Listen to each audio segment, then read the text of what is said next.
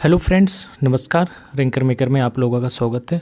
जैसे कि आप लोग देख रहे थे कि एनसीईआरटी हम लोग कवर कर रहे थे, है ना।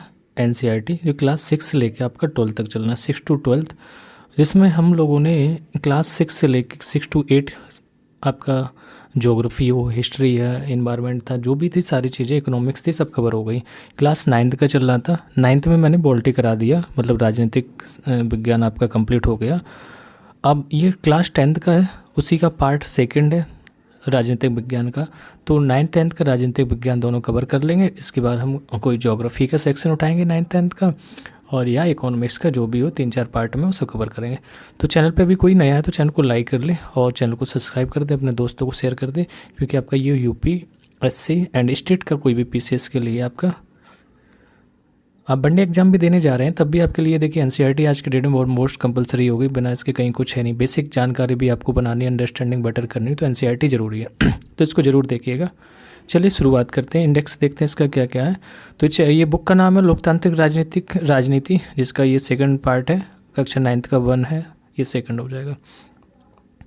तो ये राष्ट्रीय शैक्षिक अनुसंधान और प्रशिक्षण परिषद, मतलब हमारी जो एनसीईआरटी है, national councils of education research and training centre, training बोल देंगे, ठीक है।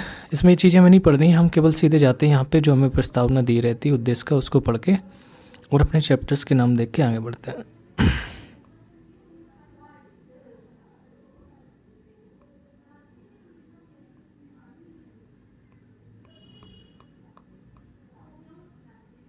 ठीक है, तो ये चैप्टर्स हैं हमारे। चैप्टर्स की बात करेंगे। इसमें आपके लिए एक चिट्ठी थी, इस किताब का उपयोग कैसे करें, वो सारी चीज़ें होंगी, वो टीचर्स के लिए रहती है। अध्याय फर्स्ट में सत्ता की साझेदारी, हम सत्ता का बंटवारा कैसे होता है वो देखेंगे। संघवाद के बारे में देखेंगे अध्याय 2 में। फिर इकाई सेकंड आ जाएगा, जिसमें हम लोकतंत्र और विविधता के बारे में पढ़ेंगे। ये ओल्ड एनसीईआरटी ली, जिसमें टॉपिक आपके ज़्यादा है। न्यू में देखोगे आप 5 टॉपिक मिलेंगे बस। अध्याय 4 में हम देखेंगे जाति, धर्म और लैंगिक मसले। फिर इकाई थर्ड आ जाएगी, जिसमें जन संघर्ष और आंदोलन आ जाएगा। और अध्याय 6 आ जाएगा आपका राजनीतिक दल के बारे में। अध्याय 4 में देखेंगे लोकतंत्र के परिणाम और लोकतंत्र की चुनौतियाँ। मैंने कहा ये एनसीईआरटी ओल्ड वाली है आपकी, जिसमें 8 चैप्टर हैं। न्यू में आप देखेंगे 5 चैप्टर मिलेंगे। तो पढ़ना है तो आप अलग से जब पढ़ेंगे तो ये ओल्ड ही लेना। चलिए ये देखते हैं।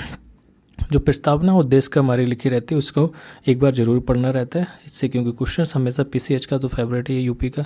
तो भारत का संविधान उद्देश्य का, हम भारत के लोग भारत को एक संपूर्ण प्रभुत्व संपन्न समाजवादी पंथनिरपेक्ष लोकतांत्रिक गणराज्य बनाने के लिए तथा उसके समस्त नागरिकों को सामाजिक, आर्थिक, राजनीतिक न्याय, विचार, अभिव्यक्ति, विश्वास और धर्म की उपासना की स्वतंत्रता देते। तो 3 प्रकार के न्याय हैं, मैं हमेशा बताता हूँ, इसमें पूछे जाते हैं क्वेश्चंस। तो 3 प्रकार के न्याय हैं। स्वतंत्रता की बात करेंगे, 5 प्रकार की, विचार, अभिव्यक्ति, विश्वास, धर्म और उपासना की। न्याय सामाजिक, आर्थिक और राजनीतिक, ठीक है। सीक्वेंस लगाए जाते हैं, पूछा जाता है। प्रतिष्ठा और अवसर की क्षमता की बात करेंगे तो ये आपका हो जाएगा 2 प्रकार का, प्रतिष्ठा अवसर प्राप्त करने के लिए तथा उन सब में व्यक्ति की गरिमा और राष्ट्र की एकता और अखंडता सुनिश्चित करने वाली बंधुता बढ़ाने के लिए दृढ़ संकल्प होकर अपनी संविधान सभा में आज तारीख 26 नवंबर 1949 को यथादत्त द्वारा इस संविधान को अंगीकृत, अधिनियमित और आत्मार्पित करते हैं। तो ध्यान देना, एक डेट और याद कर लेना, 26 नवंबर 1949 को। 26 नवंबर को हम संविधान दिवस भी मनाते हैं और इसी तारीख को ये लागू हुआ था, ठीक है। चलिए चैप्टर स्टार्ट करते हैं अपना। तो फर्स्ट चैप्टर है जो हमारा, जिसका नाम है सत्ता की साझेदारी। इसको देखते हैं, रीड करते हैं क्या परिचय। इस अध्याय के साथ हम लोकतंत्र की उस यात्रा को आगे बढ़ाएंगे जो पिछले साल शुरू हुई थी। पिछले साल हमने देखा कि लोकतांत्रिक व्यवस्था में सारी ताकत किसी एक अंग तक सीमित नहीं होती है। अब इस साल का मतलब ये क्लास 9th को लेकर चल रहे हैं, क्योंकि उन्हें थोड़ी पता कि हम लोग यूपीएससी के लिए इसको पढ़ रहे हैं। भाई वो क्लास 9th के हिसाब से बनाए, 9th-10th के हिसाब। तो उसमें हमने क्या देखा, सीमित नहीं थी कि विधायिका थी, कार्यपालिका थी और न्यायपालिका के बीच पूरी समझ के साथ सत्ता को विकेंद्रित कर देना लोकतंत्र के कामकाज के लिए बहुत ज़रूरी है। पहले 3 अध्यायों में हम सत्ता के बंटवारे पर सोच विचार को आगे बढ़ाएंगे। और आइए हम अब बेल्जियम और श्रीलंका की बात करेंगे। तो बेल्जियम और श्रीलंका में हम कहानी ये देखेंगे कहाँ की, वहाँ से अपने इंडिया से कंपेयर करेंगे कहाँ की जनसंख्या कितनी है। बेल्जियम की जनसंख्या आप देखेंगे अपने हरियाणा जितनी, राज्य जितनी है। श्रीलंका में तमिलनाडु जो है, सिंधिया हैं, सॉरी सिंघिया करके नाम आएगा, और तमिलवासी, इनके बीच में कैसे सत्ता का बंटवारा होता है। और बेल्जियम की बात करेंगे कि श्रीलंका की 2 कथाओं के साथ शुरुआत करते हैं। ये दोनों कथाएं बताती हैं कि विभिन्न लोकतांत्रिक शासन पद्धतियाँ सत्ता के बंटवारे की मांग से किस तरह निपटती हैं। तो इन घटनाओं से यह समझने में कुछ मदद मिलेगी कि आखिर लोकतंत्र में सत्ता के बंटवारे की ज़रूरत क्यों होती है। तो इससे हम सत्ता के बंटवारे के उन रूपों पर बातचीत कर सकेंगे जिनकी चर्चा अगले 2 अध्याय में की गई है। चलिए देखते हैं, बात करते हैं। मैंने कहा था कि आपको बेल्जियम और श्रीलंका की कहानी देखनी है। मेरे दिमाग में सीधा सा समीकरण है कि सत्ता का बंटवारा, सत्ता के टुकड़े करना, मतलब देश को कमज़ोर करना है। और हम इस बात से शुरुआत क्यों कर रहे हैं? ऐसा नहीं है, देखो इनकी सोच थी कि उन्होंने बता दिया सत्ता का बंटवारा करना कि टुकड़े करना, कि सेपरेशन हो गया इतना है। बट एक चीज़ देखेंगे, सत्ता का जितना ज़्यादा बंटवारा होगा उतना ज़्यादा ये ज़मीनी स्तर से हमारा डेमोक्रेटिक बनाती है, नहीं तो कम होगा तो फिर राजाशाही चीज़ें हो जाएंगी। चलिए देखते हैं, बेल्जियम और श्रीलंका की बात करते हैं। बेल्जियम यूरोप का एक छोटा सा देश है। अगर आप बेल्जियम की बात करेंगे तो यूरोप में ये आ जाएगा, एक छोटा सा देश है और हमारे हरियाणा इस राज्य से भी छोटा है। तो मैंने अभी बताया था कि हरियाणा से इसको कंपेयर करेंगे तो हरियाणा देखा ना अपना, आप इंडिया का नक्शा बनाएंगे, छोटा सा है। इसकी सीमाएं फ्रांस से लगती हैं, तो ये पॉइंट याद रखना। बेल्जियम को फ्रांस, नीदरलैंड, जर्मनी और लग्जमबर्ग 4 देशों से इसकी सीमाएं लग रही हैं। किससे? फ्रांस से, नीदरलैंड से, जर्मनी से, लग्जमबर्ग के। तो जब भी आप एनसीईआरटी देखें और उस पर बात करेंगे, अगर किसी की बेल्जियम कंट्री को देखेंगे तो इनको चारों को लोकेट कर लेना। फ्रांस किस साइड में, नॉर्थ में क्या है, नीदरलैंड कहाँ है, जर्मनी क्या है, लग्जमबर्ग कैसे सीमा लगती है। तो इसकी आबादी 1 करोड़ से थोड़ी अधिक है, यानी हरियाणा की आबादी से करीब आबादी है। ठीक है, तो इस छोटे से देश के समाज की जातीय बनावट बहुत जटिल है। जो जातीय बनावट है इनकी बहुत जटिल। देश की कुल आबादी का लगभग 59% हिस्सा फ्लेमिश इलाके में रहता है और डच बोलता है, ये ध्यान देना, यही वर्ड है। ये 40% लोग बेलोनिया क्षेत्र में रहते हैं और फ्रेंच बोलते हैं। जो बेलोनिया में रहते हैं वो फ्रेंच बोलते हैं और जो फ्लेमिश में रहते हैं वो डच बोलते हैं। सिर्फ 1% लोग जो जर्मन बोलते हैं। राजधानी ब्रुसेल्स के 80% लोग फ्रेंच बोलते हैं। तो मतलब बेल्जियम की कैपिटल के ब्रुसेल्स से वहाँ के लोग 80% लोग फ्रेंच का लैंग्वेज का यूज करते हैं और 20% लोग डच बोलते हैं। बस ये जनसंख्या, मतलब हम अब भाषा के आधारित अगर बात करेंगे कि लैंग्वेज के हिसाब से कि कैसे लोग बंटवारा है, उस हिसाब से इसको बताया जा रहा है। अल्पसंख्यक फ्रेंच भाषी लोग तुलनात्मक रूप से ज़्यादा समृद्ध और ताकतवर रहे हैं।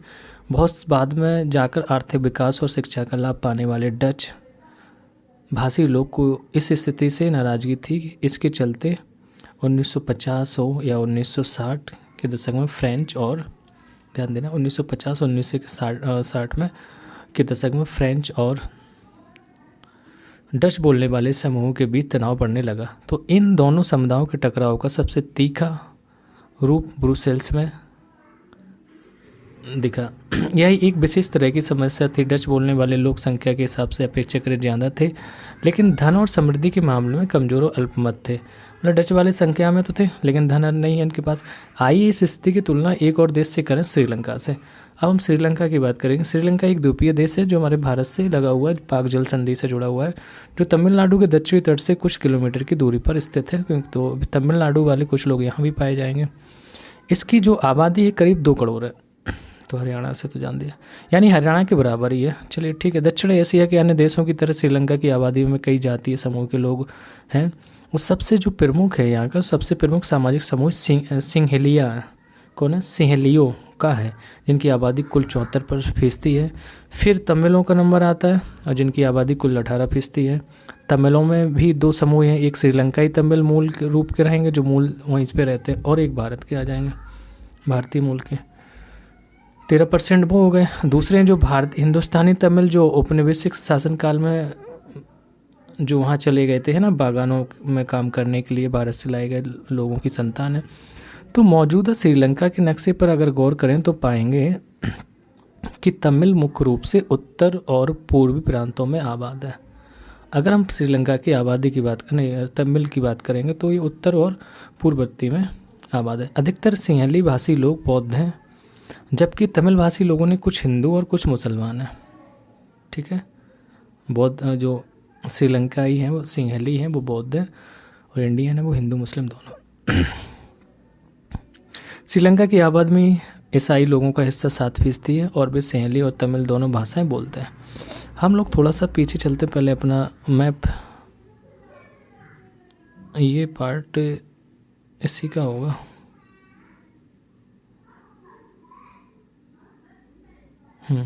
अब जरा सोचिए कि ऐसी स्थिति में क्या हो सकता है कि बेल्जियम में डच भाषी लोग अपनी बड़ी संख्या के बल पर फ्रेंच भाषी और जर्मन भाषी लोगों पर अपनी इच्छाएं थोप सकते हैं।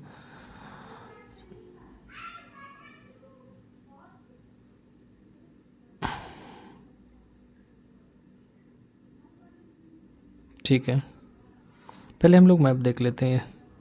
तो बेल्जियम की समुदाय का क्षेत्र है ये, तो यहाँ पे ब्रुसेल्स राजधानी क्षेत्र था, ये बिल्कुल आपका जो पॉइंट है बीच में ये। और बेलोन फ्रेंच भाषी क्षेत्र ये पूरा रेड वाला है। फ्लेमिश डच वाला क्षेत्र येलो वाला हो जाएगा। ठीक है, जर्मन भाषी लोग ये वाला जो ब्लू लाइन खींची रेड कलर में। तो इसमें कुछ लिखा था, एथनिक या जाति ऐसा सामाजिक विभाजन जिसमें हर समूह अपनी अपनी संस्कृति को अलग मानता है, यानी यह साझी संस्कृति पर आधारित सामाजिक विभाजन है। किसी भी जातीय समूह के सभी सदस्य मानते हैं कि उनकी उत्पत्ति समान पूर्वजों से हुई है और इसी कारण उनकी शारीरिक बनावट और संस्कृति एक जैसी है। जरूरी नहीं है कि ऐसे समूह के सदस्य किसी एक धर्म के मानने वाले हो या उनकी शाश्वतता एक हो। तो ये बेल्जियम और श्रीलंका के मानचित्रों को देखें, इनके किस इलाके में कि विभिन्न समुदायों की सघन आबादी नज़र आ रही है। तो बेल्जियम तो देख लिया, आगे देखते हैं। ये मैंने रीड कर लिया, हम पहले इसको रीड करते हैं। नहीं, ये इसी का था, मैंने इसको कवर कर दिया था ना।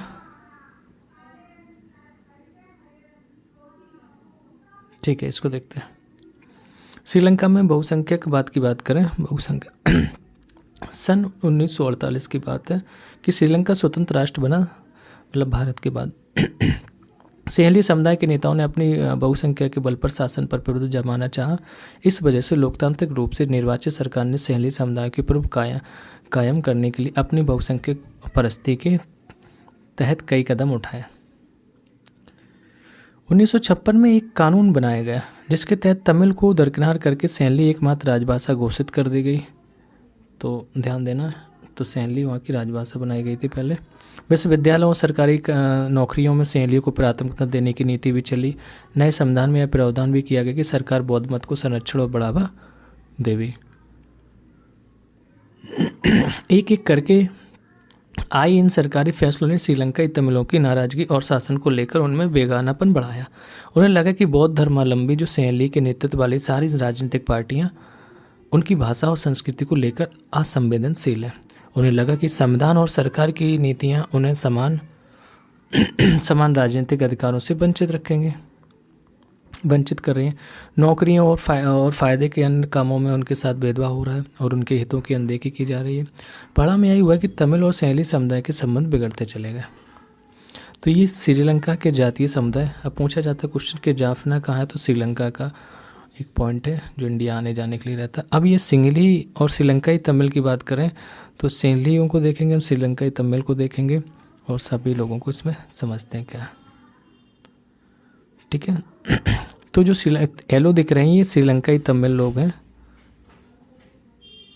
फिर हल्का सा रेडनेस ये वाले हैं भारतवंशी तमिल हैं। ये इधर पट्टियों पे बसे क्योंकि मछुआरे होते थे इसमें ज़्यादातर, तो ये लोग ऐसे किनारे बसे। मुसलमान की बात करेंगे, ये स्पॉट आपका मुसलमानों का आ जाएंगे। ये तुम बोल सकते हैं किसके कहाँ पे बसे, ट्रिंकोमाली और बट्टिका लोबा में ये हिंदुस्तानी जो भारतवंशी तमिल लोग बसे हुए। और कोलंबो इधर है आपका, ये कोलंबो में बसे। बहुसंख्यक की बात करें, यह मान्यता है कि अगर कोई समुदाय बहुसंख्यक है तो वह अपने मनचाहे ढंग से देश का शासन कर सकता है और इसके लिए वह अल्पसंख्यक समुदाय की ज़रूरत या इच्छाओं की अवहेलना कर सकता है। तो श्रीलंकाई तमिलों ने अपनी राजनीतिक पार्टियां बनाएंगे।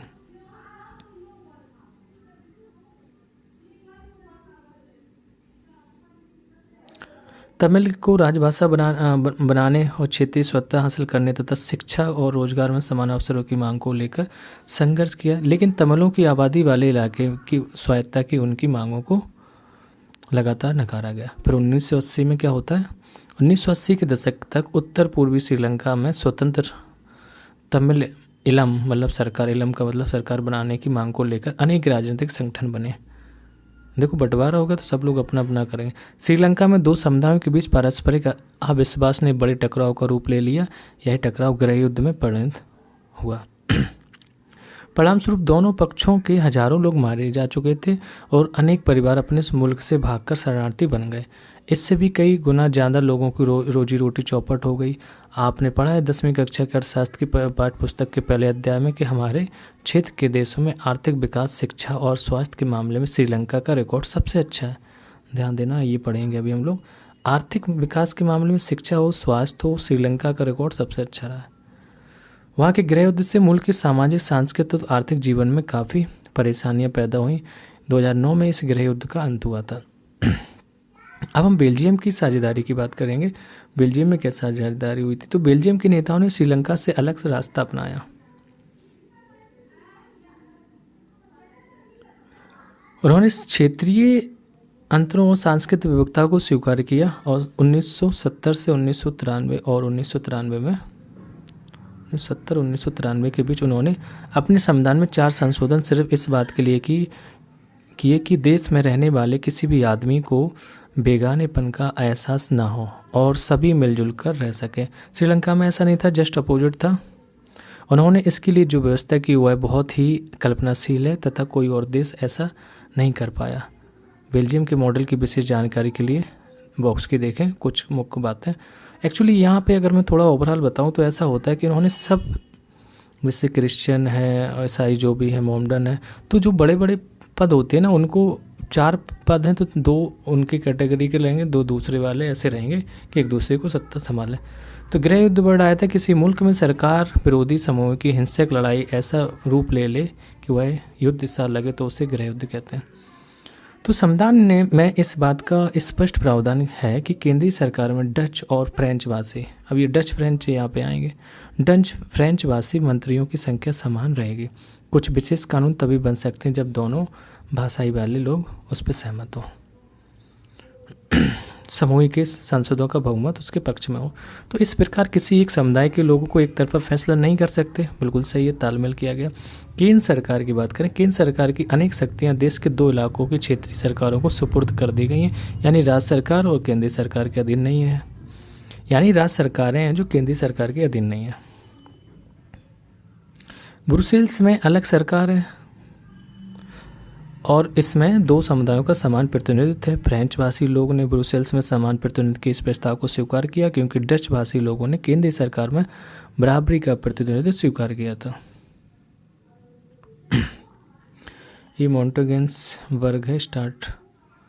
तो बेल्जियम की एक बस्ती का पता यहाँ दिए गए फोटोग्राफ में आप अंकित है। गौर करें कि स्थान का नाम और दिशा की जानकारी 2 भाषाओं फ्रेंच और डच में ली गई, तो इस वजह से ही है कि आप समझ सकते हैं कि दोनों भाषाओं को मान्यता दी गई। भला यह भी कोई संविधान हुआ? मुझे इस बात की खुशी है कि हमारा संविधान ऐसी बातें नहीं कहता है कि संविधान में कितने मंत्री होंगे, अपने अपने विचार है। नेक्स्ट बात करते हैं। केंद्रीय और राज्य सरकारों के अलावा यहाँ एक तीसरे स्तर की भी सरकार है भी काम करती है, यानी सामुदायिक सरकार। इस सरकार का चुनाव एक ही भाषा बोलने वाले लोग करते हैं। इसमें डच हैं, फ्रेंच हैं, जर्मन हैं बोलने वाले समुदाय के लोग, चाहे वे जहाँ भी रहते हो, इस सामुदायिक सरकार को चुनते हैं। तो इस सरकार को हम संस्कृति, शिक्षा और भाषा जैसे मसलों पर फैसले लेने का अधिकार देते हैं। तो आपको बेल्जियम का मॉडल कुछ जटिल लग सकता है, निश्चित रूप से यह जटिल है। खुद बेल्जियम में रहने वाले लोगों के लिए भी पर यह व्यवस्था बेहद सफल रही है।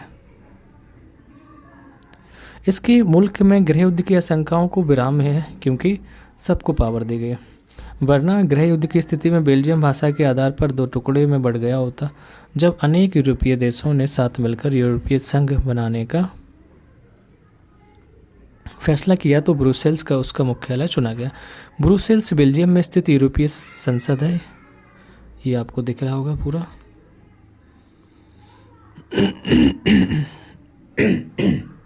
चलिए, कोई एक अखबार पूरे हफ्ते पढ़ें और फिर युद्धों और लड़ाइयों की खबरों की कतरने जमा करें। 5-5 छात्रों के 2 समूह एक साथ काम कर सकते हैं, फिर दोनों समूह अपनी सारी कतरन साथ मिलकर कुछ इस तरह काम कर सकते हैं। शारीरिक झगड़ों को उनके स्थान अपने प्रदेश देश से बाहर से के हिसाब से वर्गीकृत करें। इन टकरावों के कारण जमाने की कोशिश करें, इनमें से कितने जानने की कोशिश करें, इसमें से कितने विवाद सत्ता के बंटवारे को लेकर इनमें से किस तरह विवाद को सत्ता में साझेदारी तय करने का सुलझाएगा, ये पॉइंट आउट है, कुछ नहीं है। चलिए आगे देखते हैं। तो बेल्जियम और श्रीलंका, इन कथाओं से हमें क्या शिक्षा मिलती है कि दोनों ही देश में लोकतांत्रिक हैं, देश हैं, फिर भी सत्ता में साझेदारी के सवाल को उन्होंने अलग अलग ढंग से निपटारे की कोशिश की, है ना। बेल्जियम में अलग था, श्रीलंका में अलग था। तो बेल्जियम के नेताओं को लगा कि विभिन्न समुदाय और क्षेत्रों की जो भावना का आदर करने पर ही देश की एकता संभव है। किसको लगा था? बेल्जियम को क्या लगा? बेल्जियम के नेताओं को लगा कि विभिन्न जो समुदाय हैं, क्षेत्रों की भावना का आदर करने पर ही देश की एकता संभव है। तो इस एहसास के चलते दोनों पक्ष सत्ता में साझेदारी करने पर सहमत हुए। श्रीलंका में ठीक उल्टा रास्ता अपनाया गया। क्या अपनाया गया था? श्रीलंका में ठीक उल्टा अपनाया गया कि इससे यह पता चलता है कि अगर बहुसंख्यक समुदाय दूसरे पर प्रभुत्व कायम करने और सत्ता में उनको हिस्सेदारी न बनाने का फैसला करते हैं तो इससे देश की एकता ही संकट में पड़ सकती है। तो गृह युद्ध हो गया था श्रीलंका में। तो यहाँ बाईं तरफ अंकित कार्टून में जर्मनी की एक समस्या का संकेत दिया गया है। अभी देखते हैं, पहले रीड कर ले। तो वहाँ क्रिश्चियंस डेमोक्रेटिक पार्टी और सोशल डेमोक्रेटिक पार्टी नामक दो बड़ी पार्टियों की गठबंधन सरकार है। ऐतिहासिक रूप से ये दोनों पार्टियां एक दूसरे की प्रतिस्पर्धी रही हैं। सन 2005 के चुनाव में इन दोनों में से किसी को अपने बूते सरकार बनाने लायक बहुमत नहीं मिला, इसलिए इन्हें गठबंधन सरकार बनानी पड़ी। दोनों दल विभिन्न नीतिगत मामलों पर अलग अलग पक्ष लेते हैं, फिर भी वहाँ साथ मिलकर सरकार चला रहे हैं। जर्मनी की संसद के बारे में जानकारी के लिए आप ये दिया गया। चलिए, हो सकती है, फिर इधर आते हैं, इधर से। तो ये जर्मन इंजीनियरिंग का ये बेहतरीन नमूना है कि दो लोग मिलकर सरकार चला रहे हैं, दो ड्राइवर हैं, देखो गाड़ी चलाने के लिए। सत्ता की साझेदारी क्यों जरूरी है, ये भी देख लेते हैं। तो इस प्रकार सत्ता के बंटवारे के पक्ष में दो तरह के तर्क दिए जा सकते हैं कि पहला कि सत्ता का बंटवारा ठीक है क्योंकि इससे विभिन्न सामाजिक समूहों के बीच टकराव का अंदेशा कम हो जाता है। चूँकि सामाजिक टकराव आगे बढ़कर अक्सर हिंसा और राजनीतिक अस्थिरता का रूप ले लेता है, इसलिए सत्ता में हिस्सा दे देना राजनीतिक व्यवस्था के स्थायित्व के लिए अच्छा है। बहुसंख्यक समुदाय की इच्छा को काफ़ी सभी पर थोपना तात्कालिक तौर पर लाभकारी लग सकता है, पर आगे चलकर यह देश की अखंडता के लिए घातक हो सकता है। तो बहुसंख्यकों का आतंक सिर्फ अल्पसंख्यकों के लिए ही परेशानी पैदा नहीं करता, अक्सर यह बहुसंख्यकों के लिए भी बर्बादी का कारण बन जाता है। सत्ता का बंटवारा लोकतांत्रिक व्यवस्थाओं के लिए ठीक है। इसके पक्ष में एक और बात कही जा सकती है और यह बात कहीं ज़्यादा गहरी है। सत्ता की साझेदारी दरअसल लोकतंत्र की आत्मा है। लोकतंत्र का मतलब ये होता है कि जो लोग इस शासन व्यवस्था के अंतर्गत हैं उनके बीच सत्ता को बांटा जाए और ये लोग इसी डर से रहें। तो इसलिए वैध सरकार वही है जिसमें अपनी भागीदारी के माध्यम से सभी समूह शासन व्यवस्था से जुड़ते हैं। तो इन दो तर्कों में से एक को हम युक्तिपरक, दूसरे को हम नैतिक तर्क कह सकते हैं। युक्तिपरक या समझदारी का तर्क लाभकर परिणामों पर जोर देता है, जबकि नैतिक तर्क सत्ता के बंटवारे के अंतर्बूत महत्व को बताता है। चलिए देखते हैं क्या युक्तिपरक जो वर्ड आया था उसके लिए होता है हानि लाभ का सावधानीपूर्वक हिसाब लगाकर लिया गया फैसला। पूरी तरह से नैतिकता पर आधारित फैसला अक्सर इसके उलट होता है। तो एनिती बेल्जियम के उत्तरी इलाके का एक डच माध्यम के स्कूल में पढ़ती है। फ्रेंच बोलने वाले अनेक स्कूली साथी चाहते हैं कि फ्रेंच में भी ही हो। सेल्वी श्रीलंका की राजधानी कोलंबो के एक स्कूल में पढ़ती है। वह उसके स्कूल के बहुत से दोस्त तमिल भाषी और इनके माता पिता पढ़ाई का माध्यम तमिल ही रखना चाहते हैं। तो कौन सी सरकार एनिती और सेल्वी के माता पिता की इच्छा पूरी कर सकती है? किसे हम सफलता मिलने की संभावना अधिक है और क्यों? ये लोकतंत्र को दोनों को बढ़ावा मिलना चाहिए और उनके हिसाब से चीज़ें थोड़ी चलेंगी। खलील की उलझन। खलील एक स्टूडेंट, एक लड़के की कहानी आएगी, उसके दिमाग में क्या उलझनें चल रही वो भी समझ नहीं पा रहा होगा, समझाना। तो जैसे कि होता आया कि इस बार भी विक्रम रात की खामोशी में अपनी मोटरसाइकिल चलाए जा रहा था। बैताल उसकी पीठ पर बैठा था हमेशा की तरह। इस बार भी यह सोचकर कि यही सोचकर कि विक्रम को नींद आ जाए और बैताल ने कहानी सुनानी शुरू किया। कहानी कुछ इस प्रकार थी, हम लोग भी सुनते हैं। कहानी से एनसीईआरटी समझाती है। बैरूत शहर में खलील नाम का एक आदमी रहा करता था। उसके माँ बाप अलग अलग समुदाय के थे। उसके पिता ऑर्थोडॉक्स ईसाई थे तो माँ सुन्नी मुसलमान। आधुनिक शहर के लिए यह कोई अनूठी बात नहीं थी। लेबनान में अलग अलग समुदाय के लोग रहते थे और राजधानी बैरूत में भी बस जाते थे। वे साथ रहते थे, मेलजोल होता था और गृह युद्ध में वे एक दूसरे से लड़ते भी थे। खलील का एक चाचा ऐसी लड़ाई में मारा गया था। तो गृह युद्ध की समाप्ति के बाद लेबनान के सारे नेता साथ मिलकर बैठे और विभिन्न समुदायों के बीच सत्ता के बंटवारे के कुछ बुनियादी नियमों पर सहमत हुए। इन नियमों के अनुसार यह तय हुआ कि देश का राष्ट्रपति मैरोनाइट, अंडरलाइन कर दूं कुछ, ये यहाँ से क्वेश्चन नहीं आएगा, बस कहानी है। देश का राष्ट्रपति मैरोनाइट पंथ का कोई कैथोलिक ही होना चाहिए। सिर्फ सुन्नी मुसलमान ही प्रधानमंत्री हो सकता है और उप प्रधानमंत्री का पद ऑर्थोडॉक्स ईसाई और संसद के अध्यक्ष का पद शिया मुसलमान के लिए तय हुआ। समझ रहे ना, यहाँ पे हम ईसाई को भी देख रहे हैं, मुसलमान को देख रहे हैं और इसे पद को बांटा गया। उन्होंने क्या कहा, यह तय हुआ कि राष्ट्रपति है वो मैरोनाइट पंथ का कोई कैथोलिक होना चाहिए, एक बन गया। फिर सिर्फ सुन्नी मुसलमान ही प्रधानमंत्री होना चाहिए, तो राष्ट्रपति के पद के बाद क्या हुआ, सुन्नी मुसलमान का प्रधानमंत्री बनना, तो पावर बट रही ना। उप प्रधानमंत्री की अगर बात करें, और प्रधानमंत्री ऑर्थोडॉक्स ईसाई और संसद के अध्यक्ष की बात करें तो मुसलमान है के लिए तय हुआ।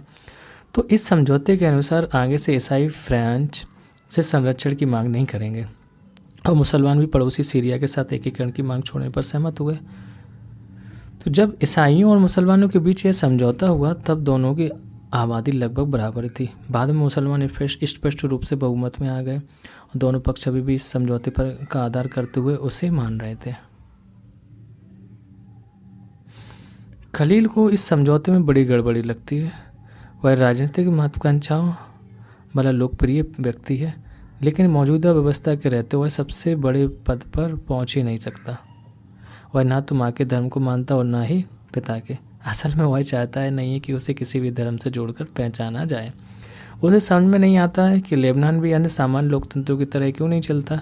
उसका कहना है कि सिर्फ चुनाव कराइए और हर किसी को चुनाव लड़ने की आज़ादी दीजिए और जिसे सबसे ज़्यादा वोट मिले वह राष्ट्रपति बन जाए, भले ही वह किसी समुदाय का हो। लेकिन उसके जिन बड़े बुजुर्गों ने गृह युद्ध देखा, उनका कहना कि मौजूदा व्यवस्था शांति की सबसे अच्छी गारंटी है। तो अभी कहानी ख़त्म ही नहीं हुई थी कि वे टीवी टावर के पास पहुंच गए, वहां वे रुक सकते थे। बेताल ने जल्दी से कहानी ख़त्म की और अपना सवाल विक्रम से पूछा, अगर आपको लेबनान का कानून फिर से लिखने का अधिकार होता तो आप क्या करते? क्या आप पुरानी व्यवस्था ही चलने देते या आप कुछ नया करते? तो बेताल विक्रम और अपने बीच से हुए समझौते को दोहराना नहीं भूला। अगर आपके दिमाग में स्पष्ट जवाब है और आप फिर भी नहीं बताते तो आपकी मोटरसाइकिल जाम हो जाएगी और आप आगे नहीं बढ़ पाएंगे, ये उन्होंने बताया। क्या आप बेचारे विक्रम को बेताल के सवाल का जवाब देने में मदद कर सकते हैं? बताइए आप कैसी सरकार चाहते हैं? इसकी बाइक देखो जाम हो जाएगी। तो आप लोगों का आंसर बताना जरूर कमेंट बॉक्स में बताएं। तो सत्ता की साझेदारी के रूप में हम बात करते हैं। क्या था? सत्ता की साझेदारी के रूप की अगर बात करें तो राजनीतिक सत्ता का बंटवारा नहीं किया जा सकता। इसी धारणा के विरुद्ध सत्ता की साझेदारी का विचार सामने आया था। लंबे समय से यही मान्यता चली आ रही थी कि सरकार की सारी शक्तियां एक व्यक्ति या किसी खास स्थान पर रहने वाले व्यक्ति समूह के हाथ में रहनी चाहिए। अगर फैसले लेने की शक्ति बिखर गई तो तुरंत फैसले लेना, उन्हें लागू करना संभव नहीं होगा। ये बात सही है, लेकिन हम देखेंगे भी लोकतंत्र पे कैसे पहुँचे। लेकिन लोकतंत्र का एक बुनियादी सिद्धांत है कि जनता ही सारी राजनीतिक शक्ति का स्रोत है। ये तो लोकतंत्र का कहता है भैया, जनता ही सारी शक्तियों का स्रोत है। इसमें लोग स्वशासन की संस्थाओं के माध्यम से अपना शासन चलाते हैं। एक अच्छे लोकतांत्रिक शासन में समाज के विभिन्न समूह और उनके विचारों को उचित सम्मान दिया जाता है और सार्वजनिक नीतियाँ तय करने में सबकी बातें शामिल होती हैं। इसलिए उसी लोकतांत्रिक शासन को अच्छा माना जाता है जिसमें ज़्यादा से ज़्यादा नागरिकों को राजनीतिक सत्ता में हिस्सेदार बनाया जाए। तो आधुनिक लोकतांत्रिक जो व्यवस्था में सत्ता की साझेदारी में के अनेक रूप हो सकते हैं। आइए कुछ प्रचलित उदाहरणों को हम गौर करें। क्या हो सकता है? शासन के विभिन्न अंग जैसे विधायिका है, कार्यपालिका है, न्यायपालिका के बीच सत्ता का बंटवारा रहता है। इसे हम जनता का क्षैतिज वितरण कहेंगे, क्योंकि इसमें सरकार के विभिन्न अंग एक ही स्तर पर रहकर अपनी अपनी शक्ति का उपयोग करते हैं। तो ऐसे बंटवारे से यह सुनिश्चित हो जाता है कि कोई भी एक अंग सत्ता का असीमित उपयोग नहीं कर सकता। हर अंग एक दूसरे पर अंकुश रखता है। इससे विभिन्न संस्थाओं के बीच सत्ता का संतुलन बनता है। लोकतांत्रिक संस्थाओं के बारे में 9वीं कक्षा में जैसे हम लोग पढ़ते हुए अपने देखा कि हमारे देश में कार्यपालिका का सत्ता का उपयोग करती है और करती जरूर है, पर यह संसद के अधीन कार्य करती है। न्यायपालिका की बात की थी हमने कि न्यायपालिका की नियुक्ति कार्यपालिका करती है, पर न्यायपालिका ही कार्यपालिका पर और विधायिका द्वारा बनाए गए कानून को अंकुश रखती है। इस व्यवस्था को नियंत्रण और संतुलन की व्यवस्था भी कहते हैं। दूसरा पॉइंट है कि सरकार के बीच विभिन्न स्तरों पर सत्ता का बंटवारा हो सकता है। जैसे पूरे देश के लिए एक सामान्य सरकार हो और फिर प्रांत या प्रांतीय स्तर पर अलग अलग सरकारें रहें। तो पूरे देश के लिए बनने वाली ऐसी सामान्य सरकार को अक्सर संघ या केंद्र सरकार कहते हैं। एक देश के लिए सरकार बनने वाली संघ या केंद्र सरकार कहेंगे। प्रांतीय या हम क्षेत्रीय स्तर की सरकार को हर जगह अलग अलग नामों से पुकारा जाता है। भारत में हम इन्हें राज्य सरकार कहते हैं और हर देश में बंटवारा ऐसा ही नहीं है। कई देशों में प्रांतीय या क्षेत्रीय सरकार नहीं कहते हैं, लेकिन हमारी तरह जिन देशों में ऐसी व्यवस्था है तो जो वहाँ के संविधान में इस बात का स्पष्ट उल्लेख है कि केंद्र और राज्य सरकारों के बीच सत्ता का बंटवारा किस तरह होगा। बेल्जियम की बात करें तो बेल्जियम में यही काम हुआ और श्रीलंका में भी नहीं हुआ। राज्य सरकारों से नीचे के स्तर की सरकारों के लिए ऐसी कोई व्यवस्था हो सकती है। नगर पालिका हो गए जैसे, है ना, पंचायत है, ऐसी इकाइयाँ। उच्चतर निम्नतर स्तर की सरकार को बीच सत्ता के ऐसे बंटवारे को ऊर्ध्वाधर वितरण कहा जाता है। हम अगले अध्याय में इस पर विचार से चर्चा करेंगे। सत्ता का बंटवारा विभिन्न सामाजिक समूह मसलन भाषाई और धार्मिक समूहों के बीच भी हो सकता है। बेल्जियम में सामुदायिक सरकार इस व्यवस्था का एक अच्छा उदाहरण है। कुछ देशों के संविधान और कानून में इस बात का प्रावधान है कि सामाजिक रूप से कमजोर समुदाय और महिलाओं को विधायिका और प्रशासन में हिस्सेदारी दी जाए। पिछले साल हमने अपने देश में प्रचलित आरक्षित चुनाव क्षेत्र वाली ऐसी व्यवस्था के बारे में पढ़ा था। इस तरह की व्यवस्था विधायिका और प्रशासन में अलग अलग सामाजिक समूहों को हिस्सेदारी देने के लिए की जाती है, ताकि लोग खुद को शासन से अलग ना समझें और न समझने लगें, और अल्पसंख्यक समुदायों को भी इसी तरीके से सत्ता में उसे उचित हिस्सेदारी दी जाती है। सामाजिक विविधताओं को शासन में भागीदारी देने के लिए अलग अलग तरीकों पर हम 21 सेकंड में चर्चा करेंगे। चलिए 4 नंबर का पॉइंट देखते हैं। सत्ता के बंटवारे का एक रूप हम विभिन्न प्रकार के दबाव समूह के आंदोलन द्वारा शासन को प्रभावित और नियंत्रण करने के लिए तरीके में भी लक्ष्य कर सकते हैं।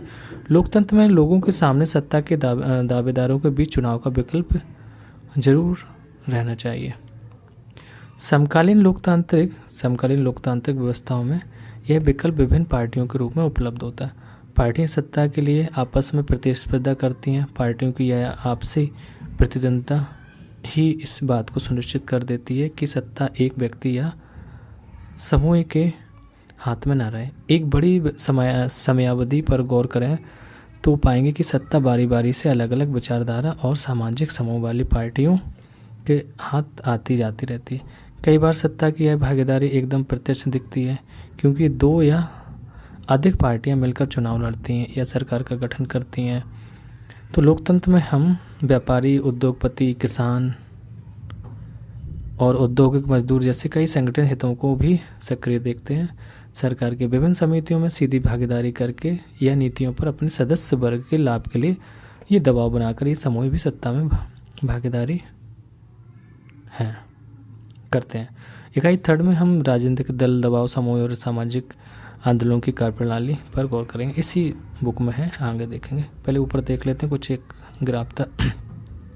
ये व्लादिमीर सत्ता की बागडोर केवल हमारे हाथ में है, ये कह रहे हैं भैया संभाल लें। ये ओले जॉनसन स्वीडन कोबल्स कार्टून है। ये 2005 में रूस में कुछ नए कानून बने। इन कानूनों को बनाकर रूस के राष्ट्रपति को कुछ और शक्तियाँ सौंपी गई। इसी वक्त अमेरिकी राष्ट्रपति ने रूस का दौरा किया और ऊपर दिए गए कार्टून के अनुसार लोकतंत्र और सत्ता के केंद्रीकरण में क्या संबंध है। यहाँ जिस चीज़ की तरफ ध्यान खींचा गया उसकी पुष्टि में क्या आप कुछ और कार्टून जुटा सकते हैं। देखो, पुतिन है और जॉर्ज बुश है अमेरिका के प्रेसिडेंट और रूस के। अब ये बच्ची कह रही है कि मेरे स्कूल में हर महीने क्लास मॉनिटर बदल जाता है, कि आप ऐसी सत्ता की भागीदारी बता सकते हैं। बिल्कुल सही है, दूसरे का मौका मिलता है। तो यहाँ लिखा है कि क्या समझते सत्ता के बंटवारे के कुछ उदाहरण निम्नलिखित हैं। ये सत्ता की साझेदारी की 4 श्रेणियों में से किस में आते हैं। यह सत्ता का साझा कौन और किसके साथ करता है। तो ये कुछ पॉइंट दिए गए, आपको इसको देखना है। तो इसमें लिखा है कि मुंबई उच्च न्यायालय ने महाराष्ट्र सरकार को आदेश दिया कि वह तत्काल कार्रवाई करे और मुंबई के 7 अनाथालयों के 2000 बच्चों को रखरखाव में सुधार करे। तो ये सत्ता ही आ जाएगा। कनाडा के ओरंटियो प्रांत की सरकार ने वहाँ के मूल निवासी समुदाय के साथ जमीन के दावों का निपटारा करने पर सहमति दी।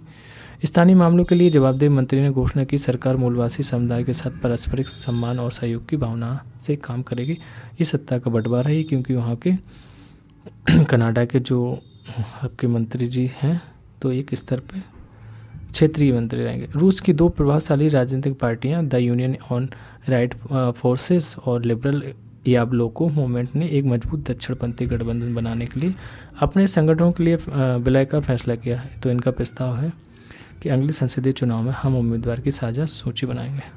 नाइजीरिया की बात करें, नाइजीरिया के विभिन्न प्रांतों के वित्त मंत्रियों ने एकजुट होकर मांग की कि संघीय सरकार अपनी आमदनी के स्रोतों को घोषित करेगी। कहाँ से आमदनी आएगी। वे यह भी जानना चाहते थे कि विभिन्न प्रांतों के बीच राजस्व का बंटवारा किस आधार पर होगा। चलिए क्वेश्चन देखते हैं हम लोग हैं। आज के टॉपिक के क्वेश्चंस क्या। आधुनिक लोकतांत्रिक व्यवस्था में सत्ता की साझेदारी के अलग अलग तरीके क्या हैं। इनमें से प्रत्येक का एक उदाहरण भी है। तो उदाहरण क्या हो सकता है भैया। आधुनिक जो लोकतांत्रिक व्यवस्था में सत्ता की अगर हम साझेदारी की बात करें तो आधुनिक लोकतंत्र जो व्यवस्था में सत्ता की जो साझेदारी के अनेक रूप हो सकते हैं। जैसे शासन के विभिन्न अंगों के बीच बंटवारा भी हो सकता है। क्या क्या शासन है। सरकार के विभिन्न स्तरों में बंटवारा है। विभिन्न सामाजिक समूहों के बीच सत्ता का बंटवारा। राजनीतिक दलों और दबाव समूह द्वारा सत्ता का बंटवारा। तो बहुत सारी चीज़ हो सकती है। अब इसमें आप इसको देख सकते हैं कि मतलब डिटेल में अगर उसको पढ़ना है तो एक एक पॉइंट को आप उसमें देखेंगे कि शासन के विभिन्न अंगों के बीच बंटवारा क्या है, क्या चीज़ें हैं। जैसे विधायिका थी, कार्यपालिका, न्यायपालिका के बीच सत्ता का बंटवारा है। तो इसमें हम जो सरकार के विभिन्न अंग एक ही स्तर पर रहकर अपनी शक्ति का उपयोग करते हैं। एक ही स्तर पर है कि नहीं, विधायिका, कार्यपालिका, न्यायपालिका, इसमें कोई भी अंग सत्ता का असीमित प्रयोग नहीं करता है और हर अंग दूसरे पर अंकुश रखता है। तो इसमें हम विभिन्न संस्थाओं के बीच सत्ता का संतुलन बना रहता है। तो इसके सबसे अच्छे उदाहरण की अगर बात करें तो भारत है। अमेरिका यहाँ विधायिका कानून बनाती है और कार्यपालिका कानून को लागू करती है तथा न्यायपालिका इसका न्याय करती है, ये सही है नहीं है। तो इस वजह से हम कह सकते हैं कि हमारे देश भारत में जो कार्यपालिका है संसद के प्रति उत्तरदायी भी है और न्यायपालिका की नियुक्ति कार्यपालिका ही करती है, ये भी सोच लो। और न्यायपालिका कार्यपालिका और विधायिका के कानूनों को जाँच करके उन पर नियंत्रण भी रखती है। तो हम इस वजह से बोल सकते हैं हमारे यहाँ जो शासन के विभिन्न अंगों के बीच बंटवारा इस टाइप से था। अब पहले ही क्वेश्चन में चल रहा है, अगर हम इसमें बात करेंगे सरकार के विभिन्न स्तरों में बंटवारा। अब हम देख लेते हैं किस स्तर पे कैसी सरकार है। तो हमने एक केंद्र स्तर पे देखी, राज्य स्तर पे। तो पूरे देश के लिए एक सरकार होती है जिसे हम केंद्र सरकार या संघ सरकार भी कहते हैं। फिर हम बात करते हैं प्रांत या प्रांतीय स्तर पर जो सरकारें अलग अलग बनती हैं। जब हमारे यहाँ 28 राज्य 28 सरकार बनेंगी। अब यानी भारत में उन्हें राज्य सरकार कहते हैं ना, अगर दूसरे देश में कुछ और कहा जाता हो। तो इस सत्ता के बंटवारे वाले देशों में संविधान इस बात का स्पष्ट भी उल्लेख होता है कि केंद्र और राज्यों के बीच सत्ता का बंटवारा किस तरह होगा, क्योंकि इनके टैक्स की बात आ गई। सत्ता के ऐसे बंटवारे को हम ऊर्ध्वाधर वितरण कहा जाता है, कह सकते हैं। और भारत में केंद्र और राज्यों के बीच अतिरिक्त स्थानीय सरकार भी काम करती हैं। इनके बीच सत्ता के बंटवारे के विषय में संविधान में स्पष्ट रूप से लिखा गया है कि जिससे विभिन्न सरकारों के बीच शक्तियों को लेकर कोई तनाव ना हो। तीसरा पॉइंट इसी में हम देखेंगे विभिन्न सामाजिक समूहों के बीच भी बंटवारा हो सकता है। तो कुछ देशों के संविधान में इस बात का प्रावधान है कि भैया सामाजिक रूप से कमजोर जो समुदाय हैं या महिलाओं को विधायिका और प्रशासन में हिस्सेदारी दी जाए। जैसे हमारे यहाँ भी है, महिलाओं को 1/3 कर दिया गया, 2029 से लागू होगा। SC ST था ही। ताकि लोग स्वयं को शासन से अलग ना समझें। अल्पसंख्यक समुदायों को भी इस तरीके से सत्ता में उचित हिस्सेदारी दी जाती है। अपने लोगों ने पढ़ा था कि बेल्जियम में सामुदायिक सरकार का इस व्यवस्था का अच्छा उदाहरण था। इसमें एक पॉइंट और देख लेते हैं पहले क्वेश्चन में कि राजनीतिक दलों और दबाव समूह के द्वारा सत्ता का बंटवारा कैसे है। तो लोकतांत्रिक व्यवस्था में सत्ता बारी बारी से अलग अलग विचारधारा और जो सामाजिक समूह वाली पार्टियों के हाथ आती जाती ही रहती है। लोकतंत्र में हम व्यापारी, जो उद्योगपति हैं, किसान और औद्योगिक मजदूर जैसे कई संगठन हितों को भी सक्रिय देखते हैं। तो सरकार की विभिन्न समितियों में सीधी भागीदारी करने या नीतियों पर अपने सदस्य वर्ग के लाभ के लिए जब दबाव बनाकर ये समूह भी सत्ता में भागीदारी करते हैं, अपना नेता बना देते हैं। जैसे किसान का नेता हो गया है, मजदूर यूनियन संघ का हो गया।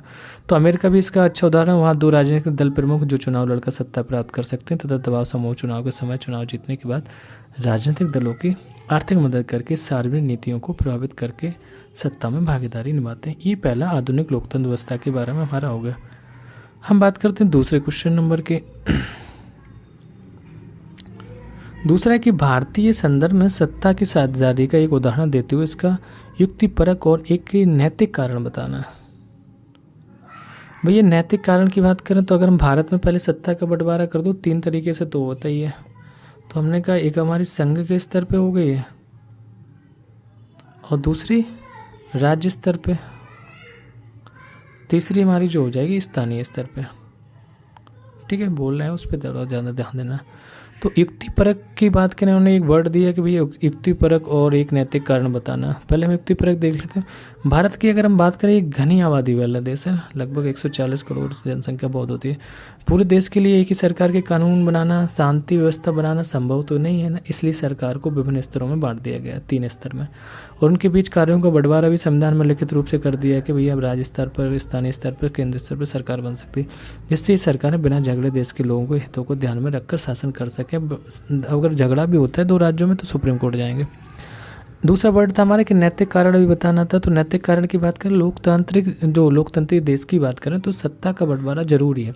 नैतिक कारण बता, यदि एक ही प्रकार की सरकार होगी तो वह निरंकुश हो जाएगी, ज़्यादा से ज़्यादा लोगों की भागीदारी शासन नहीं हो पाएगी, जो कि लोकतंत्र के लिए ज़रूरी है। इसलिए भारत में विभिन्न स्तरों पर सरकारों का वर्गीकरण कर दिया गया, वो 3 स्तर पर किया गया। बस केवल इसको बताना था क्यों किया गया। ठीक है, क्वेश्चन नंबर दूसरा भी क्लियर हो गया। अब हम क्वेश्चन नंबर की बात करते हैं, आपका तीसरे में लिखा है कि इस अध्याय को पढ़ने के बाद 3 छात्र अलग अलग निष्कर्ष निकाले। आपने इसमें से किससे सहमत हैं, क्योंकि अपना जवाब 50 शब्दों में लिखना था। चलिए देखते हैं किस किस के शब्द भैया क्या क्या। एक थम्मन जी हैं, थम्मन जी कहते हैं जिन समाजों में क्षेत्रीय भाषा और जातीय आधार पर विभाजन को सिर्फ वही सत्ता की साझेदारी जरूरी नहीं है। फिर से क्वेश्चन रीड करते हैं। जिन समाजों में क्षेत्रीय भाषाई और जातीय आधार पर विभाजन हो सिर्फ वही सत्ता की साझेदारी जरूरी नहीं है, तो इन्होंने ये कहा। फिर दूसरा मथाई कहते हैं सत्ता की साझेदारी सिर्फ ऐसे बड़े देशों के लिए उपयुक्त है जहाँ क्षेत्रीय विभाजन मौजूद हो। तीसरा ओसेप कहते हैं हर समाज में सत्ता की साझेदारी जरूरी होती है, भले ही वह छोटा हो या उसमें सामाजिक विभाजन ना हो। ठीक है, तो इन तीनों का हम आंसर देते हैं। हम अगर बात करें ओसेप के निष्कर्ष की, जो लास्ट में तीसरा वाला है, इनके से हम थोड़ा सा सहमत है कि कह रहे हैं कि हम समाज में सत्ता की साझेदारी जरूरी होती है हर समाज में, और वह छोटा हो या उसमें सामाजिक विभाजन ना हो। क्यों, भले ही वह छोटा हो या उसमें सामाजिक विभाजन ना हो, क्योंकि सत्ता का बंटवारा लोकतांत्रिक व्यवस्थाओं के लिए ठीक ही है। सत्ता की साझेदारी अगर वास्तव में लोकतंत्र की आत्मा है, कहा गया है, या हृदय है, अम्बेडकर जी ने कहा था, तो लोकतंत्र का मतलब ही होता है कि जो लोग इस शासन व्यवस्था के अंतर्गत उनकी सत्ता को बांटा जाए और ये लोग इसी ढर्रे में रहे। वैध सरकार वही है जिसमें अपनी भागीदारी के माध्यम से सभी समूह शासन व्यवस्था से जुड़ते हैं। ठीक है, क्वेश्चन नंबर हम 4 देखते हैं। 4 में लिखा है कि बेल्जियम में ब्रुसेल्स के निकट स्थित शहर पर्शटेम के मेयर ने अपने यहाँ के स्कूलों में फ्रेंच बोलने पर रोक लगाई, रोक को सही बताया। उन्होंने कहा कि इससे डच भाषा बोलने वाले लोगों को इस फ्लेमिश शहर के लोगों से जुड़ने में मदद मिलेगी। क्या आपको लगता है कि यह फैसला बेल्जियम की सत्ता की साझेदारी की व्यवस्था की मूल भावना में मेल खाता है? ये 50 शब्दों में आंसर देना है उन्होंने कहा। तो अगर देखो मेरे हिसाब से तो क्या है, बेल्जियम ब्रुसेल्स से जो निकट शहर तो था, है। वहाँ के जो मेयर ने अपने यहाँ स्कूल में फ्रेंच बोलने पर रोक लगा दी, तो यही सही बताएगा, रोक को सही बताया। उन्होंने कहा कि इससे डच भाषा न बोलने वाले लोगों को इस फ्लेमिश शहर के लोगों से जुड़ने में मदद मिलेगी। भैया ऐसे कैसे हो सकता है। अब हम बात करते हैं अपने आंसर की कि स्कूलों में फ्रेंच बोलने पर लोग रोक को सही बताया। बेल्जियम की सत्ता की साझेदारी की व्यवस्था की ये मूल भावना के खिलाफ है ना। बेल्जियम में जो व्यवस्थाएं अपनाई गई उसमें सभी भाषाओं के लोगों को समान अधिकार होना चाहिए कि नहीं, होना चाहिए। इसलिए स्कूलों में फ्रेंच बोलने पर रोक लगाना सही नहीं है, क्योंकि ऐसा करने से फ्रेंच भाषी लोगों की भावना का अभिनंदन हो सकता है। ऐसे हम बोल दें अपने इंडिया में कि आप केवल हिंदी बोलिए हैं, या कुछ अभी देखो तमिलनाडु के स्टालिन के बयान चलते रहते हैं ये, तो इस चीज़ को सोच सकते हैं। ठीक है, नेक्स्ट क्वेश्चन।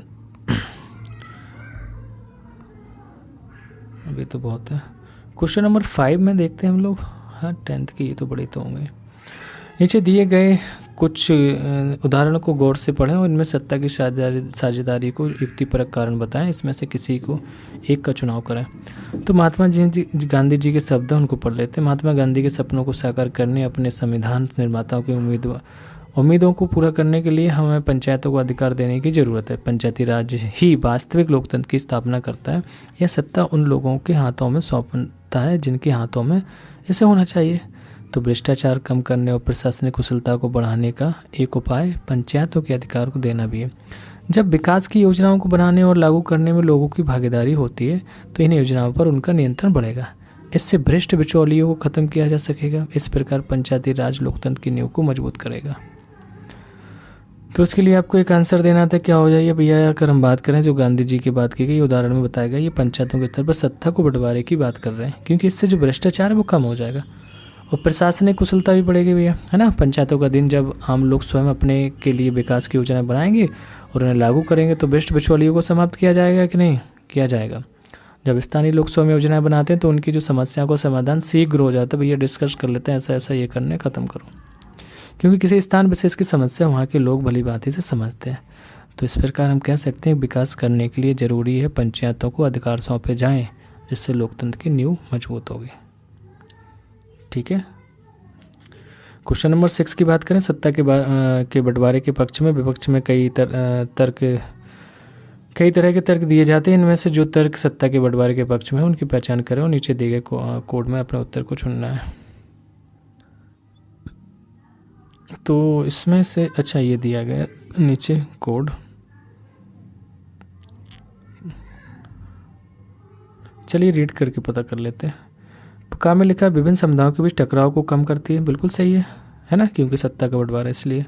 पक्षपात का अंदेशा कम करती है, हाँ ये भी सही है। निर्णय लेने की प्रक्रिया को अटका देती है, नहीं ये गलत, अटका कहाँ से देगी, इसको हटा दो। विविधताओं को अपने में समेट लेती है, घा बिल्कुल सही है, विविधताओं को समेट लेती है। अस्थिरता और आपसी फूट को बढ़ाती है, नहीं ऐसा नहीं है।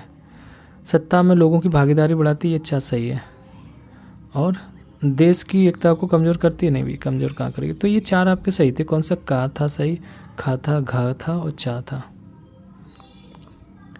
क्वेश्चन नंबर 7 देखते हैं। बेल्जियम और श्रीलंका की सत्ता एवं साझेदारी व्यवस्था के बारे में निम्नलिखित बयानों पर विचार करना है। मैं क्या क्या इसमें से सही है वो बताने हैं। 4 दिए गए, चलिए पढ़ते हैं। पहले में लिखा है कि बेल्जियम में डच भाषी बहुसंख्यकों ने फ्रेंच भाषी अल्पसंख्यकों पर अपना प्रभुत्व जमाने का प्रयास किया, नहीं बेल्जियम में ऐसा कहीं कुछ नहीं हुआ था। सरकार की नीतियों ने सहेली भाषी संख्यकों का प्रभुत्व बनाए रखने का प्रयास किया था, बिल्कुल सही है। तो अपनी संस्कृति और भाषा को बचाने तथा शिक्षा और रोजगार में समानता के अवसर के लिए श्रीलंका के तमिल ने सत्ता को संघीय ढांचे पर बांटने की मांग की थी, ये भी सही है। बेल्जियम में एकात्मक सरकार की जगह संघीय शासन व्यवस्था लाकर मुल्क को भाषा के आधार पर टूटने से बचा लिया गया था, ये भी सही है। पहले आपका का वाला गलत था। ठीक है, क्वेश्चन नंबर 8 देखते हैं। 8 में मैच द फॉलोइंग है, मैच करना है। ये दिया गया सूची फर्स्ट सूची सेकंड को मिलाना।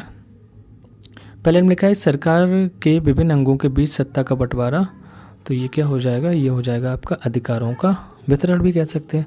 विभिन्न स्तर की सरकारों के बीच अधिकार का बंटवारा, तो ये संघीय सरकार, विभिन्न स्तर की सरकारों के बीच अधिकारों का बंटवारा संघीय सरकार में ही होता है। विभिन्न सामाजिक समूहों के बीच सत्ता की साझेदारी, तो सत्ता की साझेदारी करेंगे तो सामुदायिक सरकार हो जाएगी, दो या अधिक दलों के बीच सत्ता की साझेदारी, तो इसको हम गठबंधन सरकार कहेंगे, है ना। गठबंधन दो या दो से अधिक लोगों से मिलकर बनते। क्वेश्चन नंबर 9, सत्ता की साझेदारी के बारे में निम्नलिखित बयानों पर गौर करें और नीचे दिए गए कोड का आधार पर जवाब दें। ठीक है, तो ये लिखे हैं कौन कौन सही है। इसमें लिखा है पहले में, सत्ता की साझेदारी लोकतंत्र के लिए लाभकर है, सही है। इससे सामाजिक समूह के टकराव का अंदेशा घटता है, हाँ ये भी सही है। तो यहाँ पे और बात दोनों सही हो जाएंगे, खा वाला सही है। ठीक है, ऐसे टिक करना है आपको। ठीक है, तो आई होप आप लोगों को ये सीरीज़ पसंद आ रही है। आप लोग चैनल को लाइक करें, सब्सक्राइब करें, अपने दोस्तों को शेयर कर दें। एनसीईआरटी आपको देखो पूरा रीडिंग कराने के बाद फुल सॉल्यूशन उसका कराया जा रहा है। जुड़े रहें, आपको 6 से 12 तक सारी एनसीईआरटी कराई जाएगी।